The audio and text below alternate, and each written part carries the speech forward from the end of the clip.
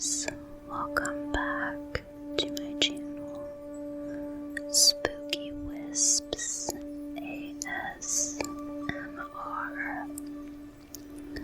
Tonight we are going to be reading some true scary rideshare stories. I hope that you enjoy, and thank you for watching.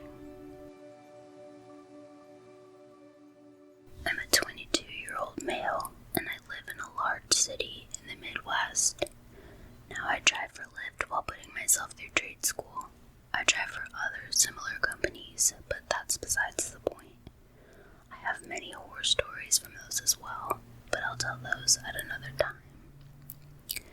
It was Christmas Eve 2020, and I was out running Lyft for a few hours before heading to my mom's with my new baby and wife. Nothing special going on for the night, just the usual. I get a ride request. It was a pickup from this kind of lower income apartment complex. No big deal. I arrive and I find my passenger. He has all his belongings, several suitcases of stuff. Now my car is not too big. We get all his stuff loaded up, barely, and are on our way. During the ride he's crying, saying his girlfriend was cheating on him and that he had walked in on them earlier that night. He couldn't stay there because it was her name that was on the lease. So I was taking him to a hotel. Now in my city, we have a street that is well known for having vices, hookers, drugs, gangs, weapons, and shady motels, the works. We get to the motel. He asks me to wait for him to check in and get his key. No problem, man, I say. I'll confess, I break the rules a little when it comes to Lyft. I have a gun hidden in a concealed holster secured to the underside of my driver's seat for protection. Reason being, driving Lyft and other contract apps, I've had knives and guns pulled on me, as well as had people try to fight me, rob me, and all kinds of other things. But like I said, another time. This motel was on that street I mentioned before. Homeless people were everywhere. I'm a big fan of true crime and horror narration, so I'm on edge. He gets his key. The motel is on the ground level, so I help the guy out and I drive to his room. As I mentioned before, he had a lot of stuff, so I started to help him unload his stuff. While on my second trip getting stuff, I saw a guy come out of a room just to the south of my car, followed by two ladies. They came up to the room I was next to, not my passenger's room. One of the ladies pounded on the door, then opened it. That's when I saw the guy raise a shotgun up and out of his long coat and storm into the room. The two ladies followed him, slamming the door behind them. Following this, I heard a lot of yelling and shouting. I was just waiting for shots to ring out. Out of nowhere, my passenger came up behind me. I can take this, man. Go ahead and take off. Have a Merry Christmas. And he gave me a cash tip. I didn't even notice that he took the luggage out of my hands or that he had slid a $5 bill in my pocket. I was frozen.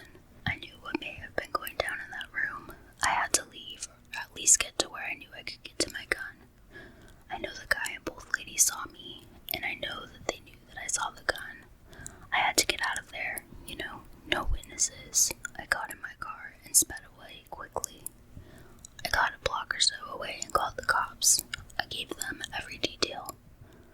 After I got off the phone with the police, I signed out of the Lyft app.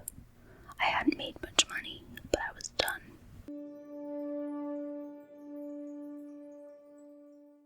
This happened last year, at the peak of my partying stage. I was at a friend's house drinking, and at around 2 a.m., I was pretty drunk and decided to call an Uber to take me home.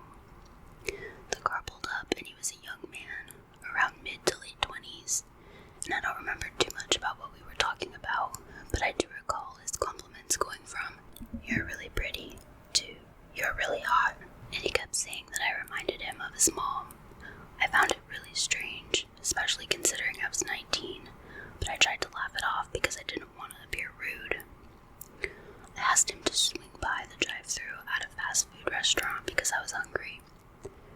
We got the food, and he was supposed to take me home, but I noticed he was driving literally the complete opposite way of where my house was. I looked at his map, and it kept telling him to turn around, so I asked him where me and saying, "Oh, you don't want to come over to my house?" I remember I completely sobered up and said, "No, please take me home." I don't recall if we continued talking after that, but luckily he took me home and I never heard from him again. I also reported him the next day. What really upsets me is that he clearly knew I was inebriated and tried taking advantage of me. I can't imagine what would have happened if I had never spoken up. It's safe to say I won't be Ubering alone at night anymore. With recent stories about fake Ubers, I thought I'd share my encounter. Freshman year of college, my first semester, I had a chemistry test coming up, so I started walking to a building on campus. As I'm walking, there is a girl walking next to me, so I start making small talk with her, and I discover that she's also in the same chemistry class as me. She told me she's going to go study with a super smart kid and invited me to join. We studied in the library for a couple of hours, and the kid leaves. She said she's hungry and asked if I wanted to get late-night food. At this point, I was giddy.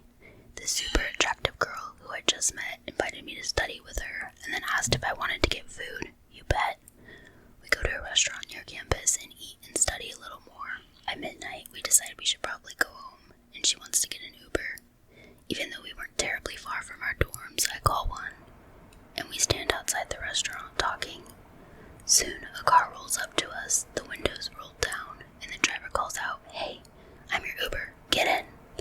I started walking towards it, but something didn't seem or feel right. It was a shitty little car, and I was thinking, this guy's car is crap. Moreover, the man himself was just off-putting. I don't want to stereotype, but he just seemed like one of those sketchy dudes on the side of the street type of person. I pause, and he more aggressively starts telling us to get in the car.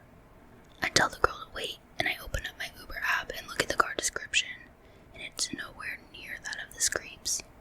I tell him, "No, you're not my Uber." He starts getting frustrated and keeps telling us that he was, until a pair of headlights emerged from behind us. Once he saw those, he started laughing manically and suddenly footed the gas pedal and zoomed off. We're shaking at this point, and the car behind him stops in front of us. Window rolls down, and I'm thinking, oh no, here we go again. However, I make sure to check my app, and the car description matched, and the correct Uber driver takes us home. Moral of the story, always make sure the